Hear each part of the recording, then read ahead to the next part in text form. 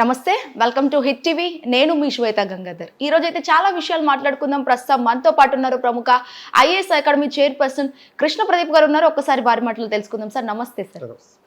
Sir చెప్పండి, ప్రస్తుతం ఉన్న రోజుల్లో టాటా కన్సల్టెన్సీ సర్వీస్ టీసీఎస్కి సంబంధించి లవ్ జిహాద్ అందులో జరగడం అయితే జరిగింది.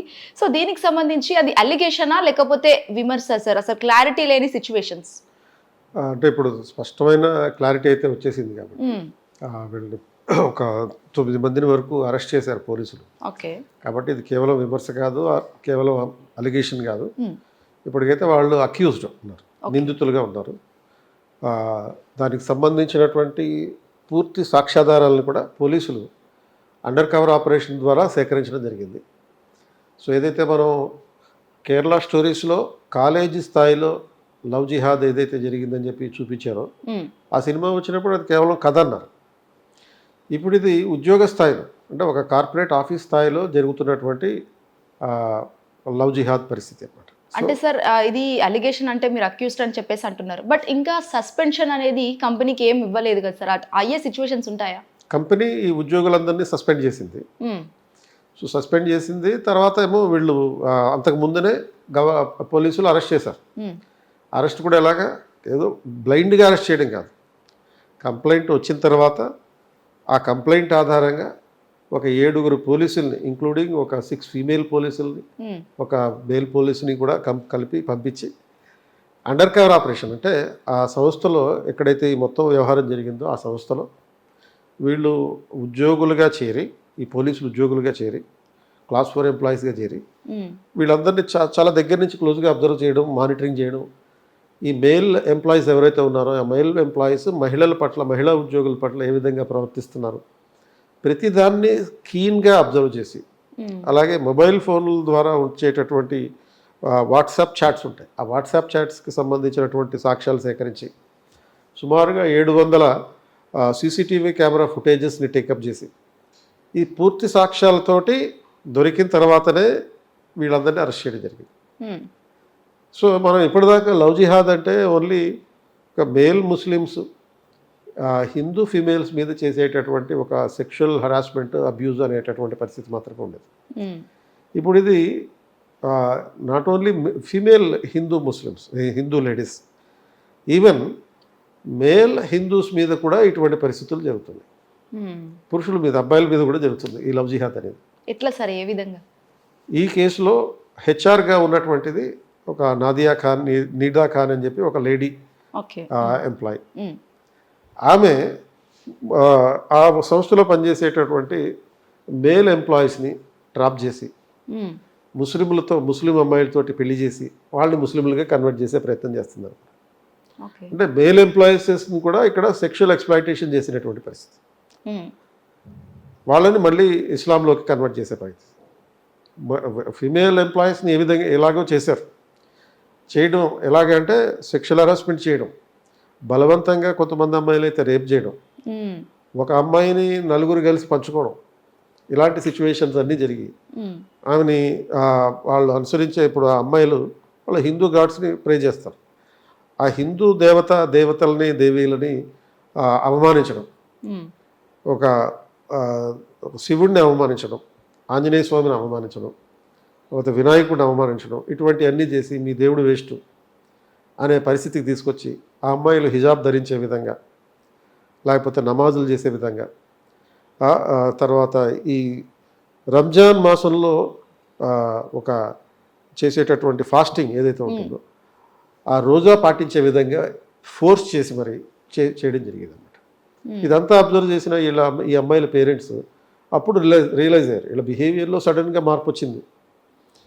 బొట్టు పెట్టుకోవట్లేదు, హిజాబ్ వేసుకుంటున్నారు, తర్వాత ఇస్లామిక్ ప్రాక్టీసెస్ అయినటువంటి ఈ నమాజ్ చేస్తున్నారు, రోజా పాటిస్తున్నారు. ఇది నిన్న మొన్న జరిగినటువంటి ఇన్సిడెంట్ కాదు. ఆ కంప్లైంట్ ఇచ్చిన అమ్మాయి ఎవరైతే ఉందో ఆ అమ్మాయి 2022 నుంచి 26 వరకు ఈ సిచ్యువేషన్ ఫేస్ చేసినటువంటి పరిస్థితి. ఇలాంటి బిహేవియర్ సడన్గా ఎందుకు మార్పు వచ్చిందని చెప్పి అనుమానించి వచ్చి అప్పుడు గుచ్చి అడిగితే కంప్లైంట్ ఇవ్వడం వరకు దారితీస్తుంది అన్నమాట. అంటే కేవలం సార్ అంత పెద్ద కంపెనీ అయి ఉండి ఇలా జరగడం అయితే ఎవరు ఊహించలేరు, బట్ ఇక్కడ చిన్న చిన్న కంపెనీలో కూడా అలా జరిగే అవకాశాలు ఉంటాయా సార్? ఇది కార్పొరేట్ జిహాద్ అంటున్నారు. ఓన్లీ టీసీఎస్ అనేది మాత్రమే కాదు, ఇక టీసీఎస్ అనేది టార్గెట్ కాదు మనకి. ఇక టీసీఎస్ లాంటి సంస్థలు ఇంకా ఎన్ని సంస్థల్లో ఈ పరిస్థితులు ఉన్నాయో మనకి తెలియదు ప్రస్తుతానికి. ఇది బయటపడింది. బయటపడకుండా భయపెట్టేటటువంటి పరిస్థితులు ఉన్నాయి. అంటే నువ్వు ఎవరికైనా చెప్తే నిన్ను చంపేస్తాను, నీ పేరెంట్స్ని చంపేస్తాను అని బెదిరిస్తారు. బెదిరించినప్పుడు వాళ్ళు బయటికి రావట్లేదు. ఈ ఇష్యూలో కూడా ఒక అమ్మాయి మాత్రమే ఫస్ట్ ధైర్యం చేసి కంప్లైంట్ ఇచ్చింది. కంప్లైంట్ ఇచ్చిన తర్వాత పోలీసులు అండర్ కవర్ ఆపరేషన్లో ఇన్వాల్వ్ అయ్యి ఆల్మోస్ట్ 40 రోజుల పాటు ఇన్వెస్టిగేషన్ చేసి ఇన్ని రకాల సాక్ష్యాలను సేకరించి 30 ఫోన్లని సీజ్ చేశారండి.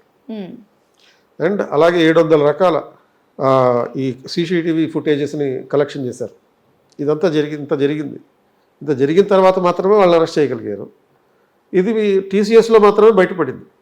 ఇక ఎన్ని కంపెనీల్లో ఇటువంటి పనులు జరుగుతున్నాయి, ఇది మాత్రం ఇంకా బయటకు వచ్చే అవకాశాలు ఉన్నాయి. ఇటువంటి సంఘటనలు ఇంకా ఎక్కువ బయటకు వచ్చే అవకాశం ఉంది.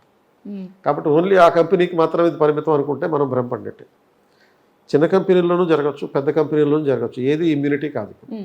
వీళ్ళ లక్ష్యం ఏంటి అంటే ఈ పాకిస్తాన్కి సంబంధించినటువంటి ఈ వర్గం గజ్వే హింద్ అంటే భారతదేశం మీద జిహాద్ ప్రకటించి భారతదేశాన్ని ఒక ఇస్లామిక్ కంట్రీగా మార్చేయాలనేటటువంటి లక్ష్యం. ఎందుకు సార్ అసలు భారతదేశాన్నే వాళ్ళు ఎందుకు ఎంచుకున్నారు? భారతదేశం అని కాదు, ఇది గజ్వే హింద్ అనే లక్ష్యం మెడివల్ పీరియడ్ నుంచి వస్తున్నటువంటిది, కొత్తగా ఇప్పుడు వచ్చినటువంటిది కాదు. ఈ బాబర్ కానీ వీళ్ళందరూ కానీ ఎక్కడి నుంచి వచ్చారు? సెంట్రల్ ఏషియా నుంచి వచ్చిన వాళ్ళే, ఆ మిడిల్ ఈస్ట్ ప్రాంతాల నుంచి వచ్చిన వాళ్ళే. అక్కడి నుంచి వచ్చి భారతదేశాన్ని ఆక్రమించుకొని ఆల్మోస్ట్ 20% మంది ప్రజల్ని కన్వర్ట్ చేశారు కదా, బలవంతంగానో మభ్యపెట్టు ఏదో రకంగా. సో ఎందుకంటే ప్రపంచవ్యాప్తంగా ఒక ఇస్లామిక్ స్టేట్గా మార్చాలనేటటువంటిది వీళ్ళ లక్ష్యం. ఓకే, అంటే సార్ ఒకప్పుడు అంటే రీసెంట్గా లవ్ జిహాద్, మళ్ళీ ఇప్పుడు కార్పొరేట్ జిహాద్, ఇంకా రానున్న రోజుల్లో ఇంకేమైనా జిహాద్లు వచ్చే అవకాశాలు ఉన్నాయా? అన్ని రంగాల్లోనూ ఉంటుంది జిహాద్. ఇప్పుడు జిహాద్ ఒక మిడివల్ పీరియడ్లో జిహాద్ అంటే మనుషుల్ని చంపేసి అంటే పురుషుల్ని చంపేసి వాళ్ళ మహిళల్ని ఇస్లాంలో కన్వర్ట్ చేసి ఆ రకమైనటువంటి వైలెంట్ జిహాద్. ఇప్పుడు వైలెన్స్ అక్కర్లా, అమ్మాయిల్ని హిందూయిజంలో లేకపోతే క్రిస్టియానిటీలో ఉన్నటువంటి అమ్మాయిల్ని, వేరే మతాల్లో ఉన్న అమ్మాయిల్ని ప్రేమించడం, పెళ్లి చేసుకోవడం, వాళ్ళని ఇస్లాంలో కన్వర్ట్ చేయడం. సో ఇది ఏ రంగంలో ఉంది? కాలేజీలో ఉంది. కాలేజీల్లో అమ్మాయిల్ని ట్రాప్ చేయొచ్చు ఈజీగా. ఇప్పుడు కార్పొరేట్ కంపెనీలో చూస్తున్నాం, గవర్నమెంట్ ఆఫీసుల్లో ఉండే అవకాశం ఉంది, అది బయటపడట్లేదు. సో ఏ రంగంలో అయినా ఈ పరిస్థితి ఉండొచ్చు. కాబట్టి ఈ జిహాద్ అనే ఉద్దేశం ఏంటి? పవిత్ర యుద్ధం. దేనికోసం పవిత్ర యుద్ధం? ప్రపంచంలో ఉన్న మనుషులందరినీ ముస్లింలుగా మార్చాలి, ఈ కాఫీర్లందరినీ ముస్లింలుగా మార్చాలి అనే ఒక పవిత్ర యుద్ధం మొదలుపెట్టారు. దీనికోసం ప్రపంచవ్యాప్తంగా వీళ్ళు కొన్ని గ్రూమింగ్ గ్యాంగ్స్ అనే పేరుతోటి పనిచేస్తున్నారు. ఇప్పుడు సపోజ్ ఇంగ్లాండ్లో లాస్ట్ ఏప్రిల్లో ఇటువంటిది బయటపడింది లాస్ట్ ఇయర్. గ్రూమింగ్ గ్యాంగ్స్ అంటే ఇలా నడి వయసు ఉన్నటువంటి కొంతమంది జెంట్స్ 30-40 సంవత్సరాల మధ్య ఉన్నటువంటి వాళ్ళు 15, 16, 18 సంవత్సరాల మధ్య ఉన్నటువంటి అమ్మాయిల్ని బ్రిటన్లో మెల్లగా వాళ్ళ దగ్గరికి తీసి వాళ్ళకి ముచ్చట్లు చెప్పి ఏదో కబుర్లు చెప్పి వాళ్ళని ఇస్లాంలో కన్వర్ట్ చేశాడు. ఇది ఓన్లీ ఇండియాలో జరుగుతున్నటువంటి విషయం కాదు, వరల్డ్ వైడ్గా ఉన్నటువంటి పరిస్థితి. ఆ గ్రూమింగ్ గ్యాంగ్స్ అనేది ఇప్పుడు ఇండియాలో ఈ కార్పొరేట్ జిహాదులో కనపడేటువంటి పరిస్థితి. ఇప్పుడు ఈ గ్రూమింగ్ గ్యాంగ్స్ అనేవి ఇండియాలో కూడా ఉన్నాయి. ఇప్పుడు సపోజ్ పిఎఫ్ఐ అనే ఒక ఆర్గనైజేషన్ ఉండేది, ఒక టెర్రరిస్ట్ ఆర్గనైజేషన్. దాన్ని గవర్నమెంట్ 2022లోనే రద్దు చేసింది, నిషేధించింది 23లో. సో వాళ్ళ పని కూడా ఇదే, ఒక సాఫ్ట్ పద్ధతిలో మనతో మాట్లాడినట్టు మాట్లాడి వాళ్ళు ఏం చేస్తారంటే, వాడు ఆధార్ కార్డు మీద ఇస్లామిక్ పేరు ఉంటుంది, అది చూపించాడు, వాడు ఒరిజినల్ రిలీజన్ ముస్లిం, పేరు మార్చుకుంటాడు. ఏ కృష్ణ అనో, రాము అనో, రోహిత్ అనో పేరు మార్చుకుంటాడు. పేరు మార్చుకుని ఒక అమ్మాయితో పరిచయం పెంచుకుంటాడు. సో రోహితే కదా, మనోడే కదా అన్న ఫీలింగ్లో ఉంటుంది ఆ అమ్మాయి. సో వీళ్ళు కొంచెం తెల్లగా ఉంటారు, పొడుగ్గా ఉంటారు, ముక్కు కొసగా ఉంటుంది, కొంచెం బాగుంటారు. ఆ అమ్మాయి అతనితో ప్రేమలో పడుతుంది.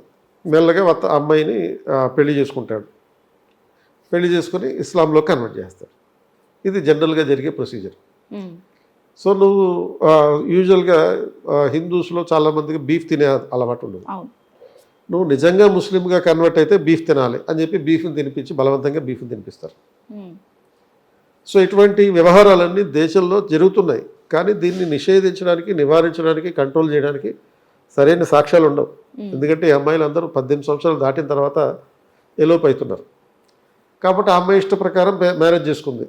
ఎలోప్ అయిన తర్వాత ఏం చేస్తారు, సింగపూర్ తీసుకెళ్తారు, తర్వాత మలేషియా తీసుకెళ్తారు, తర్వాత సిరియా తీసుకెళ్తారు. అక్కడ వీళ్ళని సెక్స్ స్లేవ్గా మారుస్తారు. సో దీన్ని ఆపడానికి సరైన చట్టం లేదు.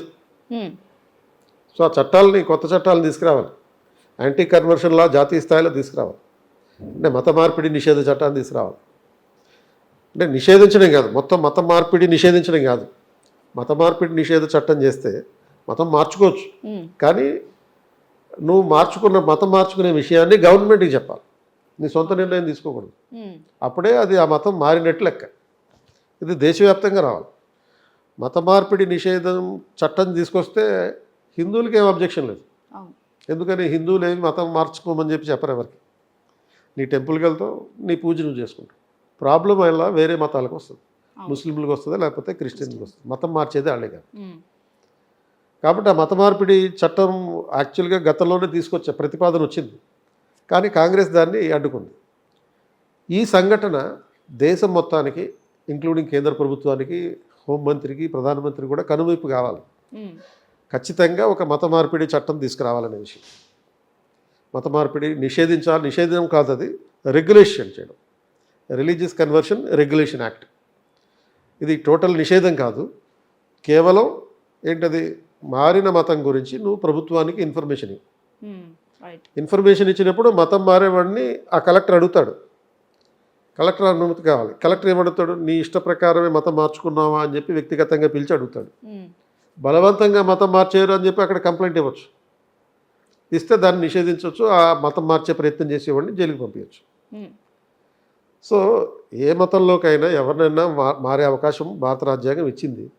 బలవంతంగా మభ్యపెట్టడం ద్వారా, లేకపోతే పెళ్లి చేసుకుంటానని తప్పుడు ప్రామిసులు చేయడం ద్వారా, డబ్బులు ఇస్తానని చెప్పడం ద్వారా మతం మార్పిడి చేయడం అనేది బలవంత మత మార్పిడి. దీన్ని రెగ్యులేట్ చేయాలి. రెగ్యులేట్ చేయడానికి చట్టం కావాలి. సార్, అంటే లుల్లు మాల్లో కూడా ఇప్పుడు పరిస్థితి అలానే ఉంది అని చెప్పేసి కూడా అంటున్నారు కదా, నాట్ ఓన్లీ టీసీఎస్.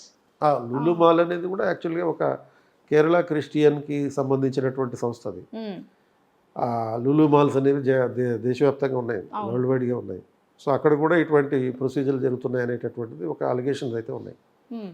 కాబట్టి ఇలాంటి మత మార్పిడి నియంత్రణ చట్టాన్ని చేస్తే ఇవన్నిటిని ఆపచ్చు. ఇంకోటి కూడా చేయాలి. ఇంకోటి ఏంటంటే హిందూయిజంలో కూడా ఒక బ్లాస్ఫెమీ యాక్ట్ అనేది చేయాలి. బ్లాస్ఫెమీ అంటే ఇస్లాంలో ముస్లిం అల్లాని కానీ ముస్లింలకు సంబంధించిన దేవుళ్ళని ఎవరైనా సరే నిందించడం జరిగితే, ఖురాన్ని నిందించడం జరిగితే అతనికి మరణశిక్ష వరకు విధించేయచ్చు.